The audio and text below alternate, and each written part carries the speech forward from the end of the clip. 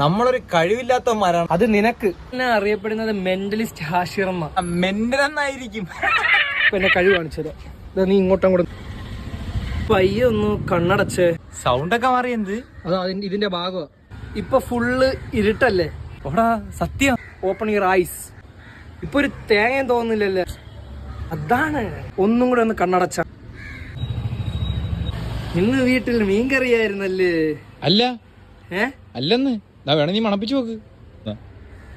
ഇടത്തെ കൈയായിരുന്നത്. ഓ, നീ നടക്കുമ്പോൾ വലത്തേക്കാൽ ആദ്യം ഇടത്തേക്കാൽ രണ്ടാമതല്ലേ വെക്കുന്നത്?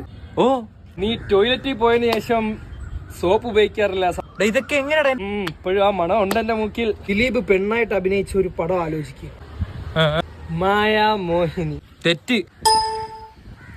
എമ്മ് വെച്ചുള്ള പടം ആലോചിക്കുക. സത്യം. മായാമോഹിനി എന്തൊരു കഴിവളിയാ. ഇവിടെ ഞാൻ കണ്ണു തുറന്നു. കുഴപ്പമില്ല. ഞാൻ വിചാരിച്ചു നീ മെന്റലിസ്റ്റ് തന്നെ. Thank you.